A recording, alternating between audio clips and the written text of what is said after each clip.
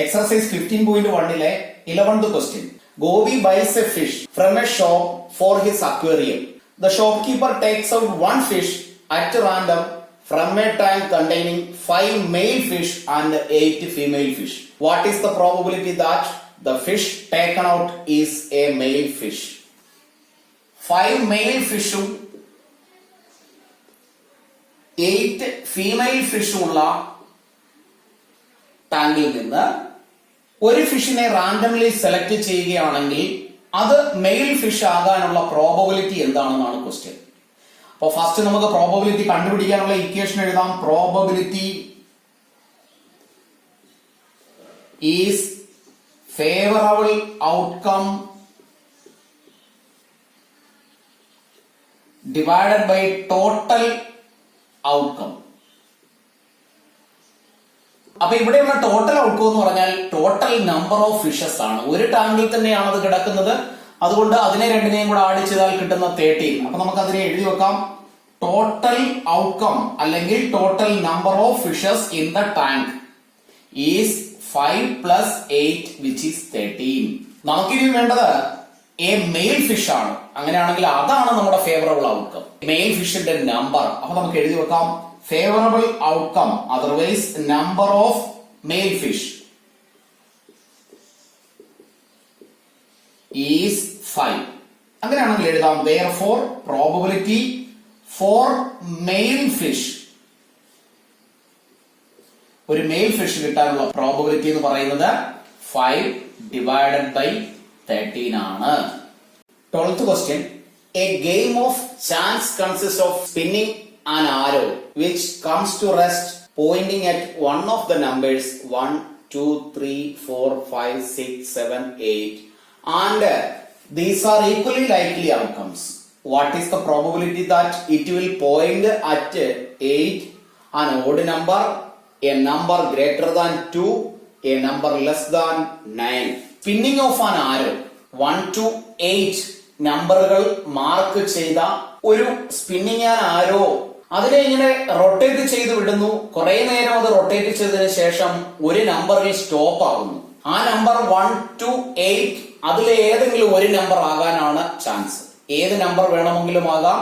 എല്ലാത്തിനും equally likely chances ആണ് ഉള്ളത്. അങ്ങനെയാണെങ്കിൽ അതിന്റെ റൊട്ടേഷൻ കംപ്ലീറ്റ് ആയി റെസ്റ്റ് ചെയ്യുമ്പോൾ ആ പോയിന്റർ മാർക്ക് ചെയ്യുന്നത് ഈ നമ്പറുകളിൽ ഏതാണ്. അത് കൂടാതെ ആ ഓഡ് നമ്പർ ആകാനുള്ള പ്രോബബിലിറ്റി, ഗ്രേറ്റർ ദാൻ 2 ആകാനുള്ള probability, A number less than 9 ആകാനുള്ള പ്രോബബിലിറ്റി. അപ്പൊ നമുക്കിവിടെ ആദ്യം ടോട്ടൽ ഔട്ട്കം എഴുതി വെക്കാം. ആദ്യം എഴുതേണ്ടത് പ്രോബബിലിറ്റി കണ്ടുപിടിക്കാനുള്ള ഇക്വേഷൻ ആണ്. Probability is favourable outcome divided by total outcome. അപ്പൊ നമുക്കിവിടെ ടോട്ടൽ ഔട്ട്കം ആദ്യം എഴുതി വെക്കാം.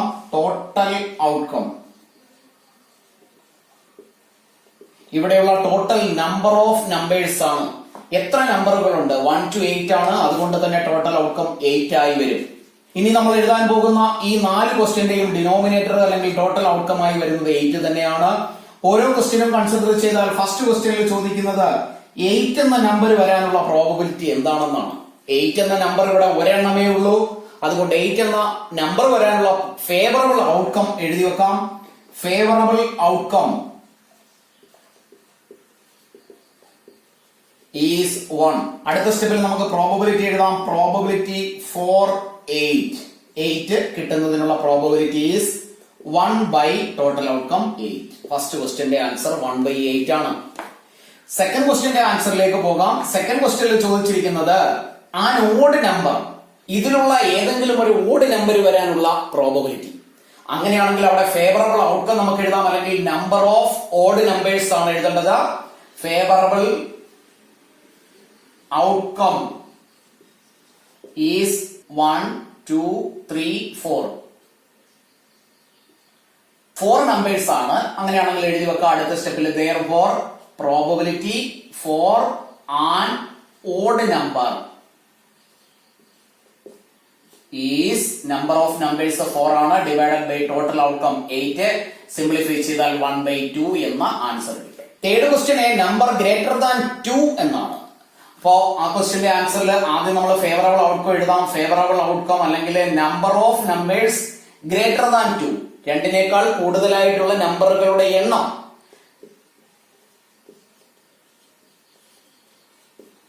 ടൂവിനേക്കാൾ ഗ്രേറ്റർ ദാൻ എന്നാണ് പറഞ്ഞിരിക്കുന്നത്. ഇത്രയും നമ്പർ ടൂവിനേക്കാൾ ഗ്രേറ്റർ നമ്പറുകളാണ്. 1 2 3 4 5 6 6 ആണ് അവിടെയുള്ള ഫേവറബിൾ ഔട്ട്കം. അങ്ങനെയാണെങ്കിൽ probability four A number greater than 2 is 6/8 which is രണ്ടിനെയും ഡിവൈഡ് ചെയ്താൽ 3/4 എന്ന ആൻസർ കിട്ടും. ഫോർത്ത് ക്വസ്റ്റ്യനിൽ പറഞ്ഞിരിക്കുന്നത് എ നമ്പർ ലെസ് ദാൻ 9 എന്നാണ്. നമ്പർ ലെസ് ദാൻ 9 എന്ന് പറയുമ്പോൾ ഇവിടെയുള്ള എല്ലാ നമ്പറുകളും 9 താഴെയുള്ള നമ്പറുകളാണ്, ലെസ് ദാൻ 9 നമ്പറുകളാണ്. അത്തരത്തിലുള്ള 1 to 8 ആണ്. അതുകൊണ്ട് തന്നെ അവിടെയുള്ള ഫേവറബിൾ ഔട്ട്കം 8 ആണ്. അപ്പൊ നമുക്ക് അവിടെ ഫേവറബിൾ ഔട്ട്കം എഴുതി വെക്കാം. Favourable outcome otherwise number of numbers less than 9 which is 8. Therefore probability for a number less than 9 എന്ന് വേണമെങ്കിൽ എഴുതാം. for a number less than 9 is 8 divided by 8 which is equal to 1. 13th question. A die is thrown once. Find the probability of getting a prime number, a number lying between 2 and 6, an odd number. ഒരു dye throw ചെയ്യുന്നു. ഒരു dye throw ചെയ്താൽ ആ ഡൈയുടെ എല്ലാ ഫേസസിലുമുള്ള നമ്പറുകൾ ഏതൊക്കെയാണെന്ന് അറിഞ്ഞിരിക്കുക. 1 2 3 4 5 6 ഇത്രയും നമ്പറുകളാണ് ഡൈസിന്റെ ഫേസസിൽ എഴുതി വെച്ചിരിക്കുന്നത്. അങ്ങനെയാണെങ്കിൽ ഫസ്റ്റ് നമുക്ക് ടോട്ടൽ ഔട്ട്കം എഴുതാം. ടോട്ടൽ ഔട്ട്കം ഈ 6 ബിക്കോസ് ഈ നമ്പറുകളിൽ ഏതെങ്കിലും ഒരെണ്ണമേ വരൂ. 6 ഡിഫറെന്റ് വേയിൽ വരാം. അതുകൊണ്ടാണ് അവിടെയുള്ള ടോട്ടൽ ഔട്ട്കം 6 ആയത്. ഇനി എ പ്രൈം നമ്പർ എന്നാണ് ചോദിച്ചിരിക്കുന്നത്. ഇവിടെയുള്ള പ്രൈം നമ്പറുകൾ ഏതൊക്കെയാണെന്ന് നമ്മൾ അറിഞ്ഞിരിക്കണം. അപ്പൊ നമുക്ക് എഴുതി വെക്കാം ഇവിടെയുള്ള പ്രൈം നമ്പേഴ്സ് ഏതൊക്കെയാണെന്ന്. പ്രൈം നമ്പേഴ്സ് 1നെ പ്രൈം നമ്പറായും കോപ്രൈമായും കൺസിഡർ ചെയ്തിട്ടില്ല. 2 ആണ് ഫസ്റ്റ് പ്രൈം നമ്പർ. നെക്സ്റ്റ് 3 4 എന്ന് പറയുന്നത് പ്രൈം നമ്പർ അല്ല, അത് കോപ്രൈം ആണ്. ബിക്കോസ് 2 into 2 4 ആണ്. നെക്സ്റ്റ് നമ്പർ 5 ആണ്. 6 പ്രൈം നമ്പർ അല്ല, കോപ്രൈം ആണ്. 2 into 3 6. അപ്പോ 2ഉം 3ഉം 5ഉം ആണ് ഇവിടെയുള്ള പ്രൈം നമ്പേഴ്സ്. അങ്ങനെയാണെങ്കിൽ പ്രൈം നമ്പറുകളുടെ എണ്ണം അല്ലെങ്കിൽ ഫേവറബിൾ ഔട്ട്കം നമുക്ക് എഴുതിയാൽ ഫേവറബിൾ ഔട്ട്കം is 1 2 3 3 നമ്പേഴ്സ് ആണുള്ളത്. Therefore probability for prime number is 3 divided by 6 which is 1/2. Second ക്വസ്റ്റ്യന്റെ answer എഴുതാം. നമ്പേഴ്സ് ലൈങ് ബിറ്റ്വീൻ 2 and 6 ആണ്. അപ്പൊ നമുക്ക് ആ നമ്പറുകൾ ഏതൊക്കെയാണെന്ന് എഴുതി വെക്കാം. നമ്പേഴ്സ് ലൈങ് ബിറ്റ്വീൻ 2 and 6, 2വിന്റെയും 6ന്റെയും ഇൻ ബിറ്റ്വീൻ ഉള്ള നമ്പറുകൾ 3 4 and 5. ആ നമ്പറുകളുടെ എണ്ണം അതാണ് favourable outcome. Number of numbers എന്ന് വേണമെങ്കിലും അതിനെ നമുക്ക് എഴുതാം. Which is favourable outcome 3. Therefore probability for numbers lying between 2 and 6 is 3/6 which is 1/2. Third question. An odd number, ഒരു ഓഡ് നമ്പർ. ഇവിടെയുള്ള ഓഡ് നമ്പറുകൾ ഏതൊക്കെയാണെന്ന് എഴുതി വെക്കാം. ഓഡ് നമ്പേഴ്സ് 1 3 and 5 അതാണ് ഇവിടെയുള്ള ഫേവറബിൾ ഔട്ട്കം. അങ്ങനെയാണെങ്കിൽ ഫേവറബിൾ ഔട്ട്കം നമുക്ക് എഴുതാം. ഫേവറബിൾ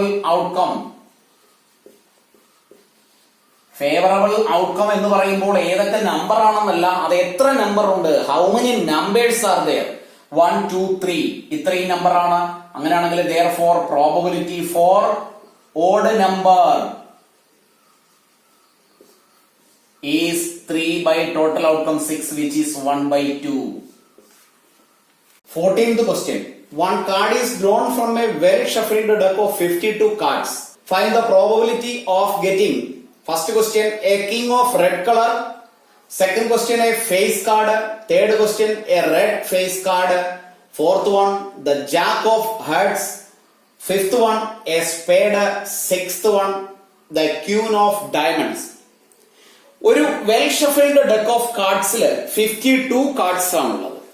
അങ്ങനെയാണെങ്കിൽ കാർഡ്സിനെ കുറിച്ച് ഇത്തിരി ഒന്ന് അറിഞ്ഞിരിക്കുന്നത് നല്ലതായിരിക്കും.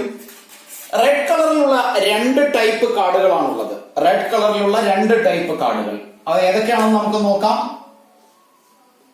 ഒന്ന് ഡയമണ്ട്, മറ്റൊന്ന് ഹെഡ്സ്. ഇത് രണ്ടുമാണ് റെഡ് കളറിലുള്ള കാർഡുകൾ. ഒന്നിത് ഡയമണ്ട്, മറ്റൊന്ന് ഇതിനെ നമുക്ക് ഹെഡ്സ് എന്ന് വിളിക്കാം. ഇത് രണ്ടുമാണ് റെഡ് കളറിലുള്ള കാർഡുകൾ. ഇനി ഈ ഒരു സെറ്റ് കാർഡിൽ തന്നെ ഇത് മുഴുവനും റെഡ് കളറിലുള്ള കാർഡാണ്. And it is also diamond cards only. ഇതില് 2 മുതൽ 10 വരെയുള്ള കാർഡുകൾ, ഇതിനെ നമ്മൾ വിളിക്കുന്ന പേര് നമ്പർ കാർഡുകൾ എന്നാണ്. Number card. ഇത്രയും കാർഡുകളാണ് റെഡ് കളറിലെയും ഡയമണ്ട് ഷേപ്പിലുമുള്ള നമ്പർ കാർഡുകൾ. 2, 3, 4, 5, 6, 7, 8, 9, 10. ഇനി ഇതിനു ശേഷം ഇതേ ഡയമണ്ടിലുള്ള മറ്റ് 4 കാർഡുകൾ കൂടിയുണ്ട്. ഇത് jack, queen, king and ace. ഇത് ഏസ് ആണ്, റെഡ് കളറിലുള്ള ഡയമണ്ടിന്റെ ace. Jack, queen and king. ഇതിനെ 3നെയും ഫേസ് കാർഡുകൾ എന്നാണ് വിളിക്കുന്നത്. കാർഡിന്റെ മുകളിൽ ഫേസോട് കൂടി വരുന്ന തരത്തിലുള്ള കാർഡുകൾ. ഇത് ഓരോ ബാച്ചിലും 3 കാർഡുകൾ വീതമാണുള്ളത്. അത് മനസ്സിലാക്കി വെക്കുക. ഇതേപോലെ തന്നെയാണ് ഇനി ഓരോ ഷേപ്പിലുമുള്ള കാർഡ്സിന്റെ വെറൈറ്റി എന്ന് പറയുന്നത്. റെഡ് കളറിൽ തന്നെ ഹെഡ്സിന്റെ കാർഡിനെ എടുത്താൽ അതിലും 2, 3, 4, 5, 6, 7, 8, 9, 10 ഇത്രയുമാണ് ഹെഡ്സിന്റെ അല്ലെങ്കിൽ റെഡ് കളറിലുള്ള ഹെഡ്സിന്റെ 10 നമ്പർ കാർഡുകൾ. അതിനുശേഷം jack, queen and king 3 face കാർഡുകൾ. അതിനുശേഷം ഒരു ഏസ്. ഇത്തരത്തില് ടോട്ടൽ 13 കാർഡ്സ് ആണ് ഓരോ ബാച്ചിലും ഉള്ളത്. ഡയമണ്ട് ഇത് രണ്ടും റെഡ് കളറുകളാണ്. റെഡ് കളറിലുള്ള കാർഡ്സ് ആണ്. ഇവിടെ 13 കാർഡ്സ് ആണുള്ളത്. ഇവിടെയും 13 കാർഡ്സ്. 2 to 10 വരെയുള്ള കാർഡുകൾ, അതിനെ നമ്മൾ നമ്പർ കാർഡുകൾ എന്ന് വിളിക്കും. Number card. അതിനുശേഷമുള്ള ജാക്ക്, ക്യൂൻ, കിങ് ഇതിനെ നമ്മൾ വിളിക്കുന്നത് ഫേസ് കാർഡ് എന്നാണ്. പിന്നീട് ഒരെണ്ണമുള്ളത് ഏസ് ആണ്. അതിനെ നമ്മൾ ഏസ് എന്ന് വിളിക്കും. ഇങ്ങനെയാണ് റെഡ് കളറിലുള്ള 2 ബാച്ച് കാർഡുകളുടെ ഡിവിഷൻ അല്ലെങ്കിൽ അതിന്റെ ഡിഫറന്റ് ടൈപ്പ് എന്ന് പറയുന്നത്. 2 to 10 വരെയുള്ള നമ്പർ കാർഡുകൾ, ജാക്ക്, ക്യൂൻ, കിങ് ഈ 3 കാർഡുകൾ ഫേസ് കാർഡുകൾ, ഒരു ഏസ് കാർഡ്. അടുത്ത ബ്ലാക്ക് കളറിലുള്ള കാർഡിലേക്ക് പോയാലും അതിന്റെ കളറും ഷേപ്പും മാത്രമേ മാറുന്നുള്ളൂ. ബാക്കിയുള്ളതെല്ലാം അതേപോലെ തന്നെയാണ്. ഈ ഷേപ്പിലുള്ള കാർഡ് ഇതിനെ നമ്മൾ വിളിക്കുന്നത് സ്പേഡ് എന്നാണ്. അടുത്തതൊന്ന് ക്ലബ്സ്. ഇതിനെ നമ്മൾ വിളിക്കുന്നത് ക്ലബ്സ് എന്നാണ്. സ്പേഡിന്റെ കാർഡുകൾ നോക്കിയാലും 2, 3, 4, 5, 6, 7, 8, 9, 10 ഇത്രയും നമ്പർ കാർഡുകളാണ്. അതിനുശേഷമുള്ളത് ജാക്ക്, ക്യൂൻ, കിങ്, പിന്നീട് ഒരു ഏസിന്റെ കാർഡ്. ഇതുപോലെ തന്നെയാണ് ക്ലബ്സിന്റെ കാർഡുകളും. ക്ലബ്സിന്റെ കാർഡുകളും ഒരു മാറ്റവുമില്ല. കളറും ഷേപ്പും മാത്രമേ മാറ്റമുള്ളൂ. 2, 3, 4, 5, 6, 7, 8, 9 and 10. Then 1, 2, 3 ഫേസ് കാർഡുകൾ, പിന്നീട് ഒരു ഏസിന്റെ കാർഡ്. അപ്പോ 4 ടൈപ്പ് കാർഡുകളായി. ഇവിടെയും സ്പേഡിന്റെ കേസിലും 2 to 10 വരെയുള്ള കാർഡുകളുണ്ട്. ക്ലബ്സിലും 2 to 10 വരെയുള്ള കാർഡുകളുണ്ട്. അതിനെ നമ്മൾ വിളിക്കുന്നത് നമ്പർ കാർഡ് എന്നാണ്. അവിടെയും ജാക്ക്, ക്യൂൻ, കിങ് ഇതിനെ വിളിക്കുന്ന പേര് ഫേസ് കാർഡ് എന്നാണ്. അവിടെയും എ ഉണ്ട്. അതിനെ നമ്മൾ ഏസ് എന്ന് വിളിക്കും. അപ്പൊ നമ്മളിവിടെ അറിഞ്ഞിരിക്കേണ്ട കുറച്ച് കാര്യങ്ങൾ, നമ്പർ കാർഡുകൾ എന്താണെന്ന് കണ്ടു. പിന്നീട് ഇവിടെ 2 ടൈപ്പ് അല്ലെങ്കിൽ 2 കളറിലുള്ള കാർഡുകളാണുള്ളത്. ഒന്ന് റെഡ് കാർഡ്, ഒന്ന് ബ്ലാക്ക് കാർഡ്. അപ്പോ ക്വസ്റ്റ്യൻ ചോദിക്കുന്നതിനനുസരിച്ച് വേണം നമ്മൾ ഉത്തരം എഴുതാൻ. നന്നായി വായിച്ചു നോക്കി മനസ്സിലാക്കിയതിനു ശേഷം മാത്രമേ ആൻസർ ചെയ്യാവൂ. വളരെ സിമ്പിൾ ക്വസ്റ്റ്യൻ ആണെങ്കിൽ പോലും കളറും കാർഡിന്റെ വെറൈറ്റിയും മാറിപ്പോയാൽ ആ ആൻസർ തന്നെ തെറ്റിപ്പോകാം. അപ്പൊ ഇവിടെ റെഡ് കാർഡ് എന്ന് പറഞ്ഞാൽ അതിൽ ഈ രണ്ട് ടൈപ്പ് കാർഡുകളും വരും. ബ്ലാക്ക് കാർഡ് എന്ന് പറഞ്ഞാൽ ഈ രണ്ട് ടൈപ്പ് കാർഡുകളും വരും. ഇനി പ്രത്യേകിച്ച് എടുത്തു പറയുകയാണ് ക്ലബ്സിനെ കുറിച്ച് മാത്രം. അങ്ങനെയാണെങ്കിൽ ക്ലബ്സിന്റെ വെറൈറ്റിയിൽ വരുന്ന കാർഡുകൾ മാത്രം കൗണ്ട് ചെയ്താൽ മതി. പ്രത്യേകിച്ച് എടുത്തു പറയുന്നു ഹെഡ്സിനെ കുറിച്ച് മാത്രം. അപ്പൊ അത്തരത്തിലുള്ള കാർഡുകൾ മാത്രം ചെയ്താൽ മതി. ഇനി പറയുകയാണ് ഒരു വെൽ ഷഫിൾഡ് ഡക്കിൽ നിന്ന് ഫേസ് കാർഡുകൾ, ടോട്ടൽ ഫേസ് കാർഡുകളെ കുറിച്ച് പറയുകയാണെങ്കിൽ ഇവിടെ 3 കാർഡ്സ് ഉണ്ട്, ഇവിടെയും 3 കാർഡ്സ്, ഇവിടെയും 3, ഇവിടെയും 3, അങ്ങനെ 3 into 4 ടോട്ടൽ 12 ഫേസ് കാർഡുകളാണുള്ളത്. അതിൽ ബ്ലാക്ക് കളറിലുള്ള 6 ഫേസ് കാർഡ്, റെഡ് കളറിലുള്ള 6 ഫേസ് കാർഡ്. നമ്പർ കാർഡുകളെ കുറിച്ച് പറയുമ്പോഴും ഷേപ്പും കളറും പ്രത്യേകം മനസ്സിലാക്കിയതിനു ശേഷമേ ആൻസർ ചെയ്യാവൂ. ഇനി നമുക്ക് ഈ ക്വസ്റ്റ്യന്റെ ആൻസറിലേക്ക് പോകാം. ഫസ്റ്റ് നമുക്ക് ടോട്ടൽ ഔട്ട്കം എഴുതാം. ടോട്ടൽ ഔട്ട്കം അല്ലെങ്കിൽ total number of cards clear ആയിട്ട് പറഞ്ഞിട്ടുണ്ട് 52 കാർഡ്സ് എന്ന്. ഓരോ ഷേപ്പിലും ഡയമണ്ടിന്റെ കേസിൽ 13 കാർഡ്സ് ആണ്, ഹെഡ്സിന്റെ കേസിലും 13 കാർഡാണ്,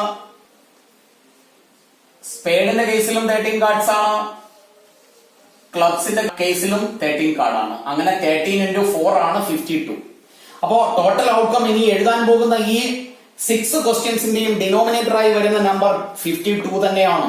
ഇനി നമുക്ക് 1 by 1 ക്വസ്റ്റ്യൻ അറ്റൻഡ് ചെയ്യാം. A king of red colour. അപ്പോ ഫസ്റ്റ് ക്വസ്റ്റ്യന്റെ ആൻസറിന് വേണ്ടി പ്രോബബിലിറ്റിയുടെ ഇക്വേഷൻ നമ്മൾ ആൾറെഡി എഴുതി വെക്കണം. Probability is equal to favourable outcome divided by total outcome. First red കളറിന്റെ കിങ്ങിനെ കുറിച്ചാണ് പറയുന്നത്. അപ്പോ കിങ് ഓഫ് റെഡ് കളറില് ഇത് രണ്ടും റെഡ് കളറിലുള്ള കാർഡുകളാണ്, ഇത് ബ്ലാക്ക് കളറിലുമുള്ള കാർഡ്. റെഡ് കളറില് കിങ്ങുകൾ എത്ര എണ്ണം ഉണ്ടെന്ന് നമുക്കറിയാം. ഇവിടെ ഒരു കിങ് ഉണ്ട്, ഇവിടെ ഒരു കിങ് ഉണ്ട്. അങ്ങനെയാണെങ്കിൽ ടോട്ടൽ 2 കിങ് ആണ് റെഡ് കളറിലുള്ളത്. അപ്പൊ നമുക്ക് എഴുതി വെക്കാം favourable outcome is 2. therefore probability for red king is 2 by 52. 2 കൊണ്ട് ഡിവൈഡ് ചെയ്താൽ 1 by 26. ഇതാണ് ഫസ്റ്റ് ക്വസ്റ്റ്യന്റെ ആൻസർ. സെക്കൻഡ് ക്വസ്റ്റ്യന്റെ ആൻസർ നോക്കാം. സെക്കൻഡ് ക്വസ്റ്റ്യനിൽ പറയുന്നത് ഫേസ് കാർഡ് എന്ന് മാത്രമാണ്. ഫേസ് കാർഡ് എന്ന് പറഞ്ഞാൽ അത് റെഡ് കളർ ആയാലും ബ്ലാക്ക് കളറിലായാലും കുഴപ്പമില്ല. അപ്പൊ അവിടെ ഫേവറബിൾ ഔട്ട്കം നമുക്ക് എഴുതി വെക്കാം. ഫേവറബിൾ